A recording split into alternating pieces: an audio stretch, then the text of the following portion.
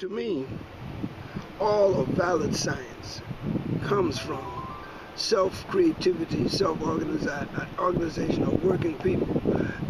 Oftentimes, individual inventors get credit for that stuff. That's why they got patents. The patents are ways in which individual entrepreneurial people co-opt the work of a whole bunch of other people and put their name on it. Now, I'm not downgrading the fact that people can enlarge upon people's thinking, but this stuff is around. Science has been around for a long time in the popular cultural discourse, in the popular practical solving of everyday problems. You know, it's been around. And if you do the research, you'll find that's where it is.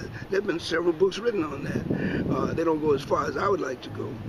But, you know, that's what people do. I mean, people write books and other people read them, and then they expand upon them, and that's how human knowledge grows.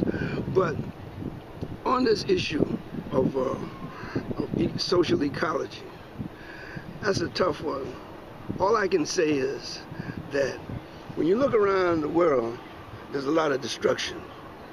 And they say, well, the human beings done that. No, the human beings didn't do that. The capitalists, through their nation states, through their wars, through their need to develop and need to do various things, they did that.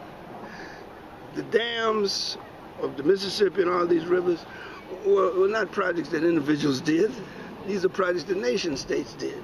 And they changed the whole content of the world. And any time, and we know this, and people know this, the native people knew this, that when you move one species from an ecosystem, the ecosystem will collapse. I mean, the point is that human beings need to understand science from a popular, direct, democratic perspective in order to integrate socially with it. Now, I'm not of the opinion that social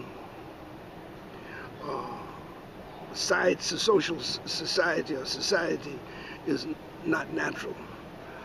Society is natural, but it can look very unnatural and hostile if people don't know what they're doing when they integrate themselves or reintegrate themselves with the natural world. And so social ecology brings the dimension of human beings and human society interacting in an enlightened and a equal way with the rest of the world. I mean, the human species has no priority or no divine destiny on this planet. The human beings are part of the natural ecosystem, including the way they have developed their social formations, and that has to be considered. And a lot of work needs to be on. That's why it's so tough. A lot of work needs to be done in that area. If something is hostile to the natural world, the native people didn't do it, you know, if they understood it to be that way. Notwithstanding the fact that they did make mistakes as well, but those societies need to be studied so that we can understand and how to integrate real science and real technology into the natural systems of the world as we progress forward. It's a tricky one. You young guys gonna have to, you got your work cut out for you. It's a tricky one, yeah. Especially when you want to drink that Pepsi-Cola and that Coca-Cola in Atlanta. That Coca-Cola, man, it's tough. It's a moral question, too. Now, it's not a policy question.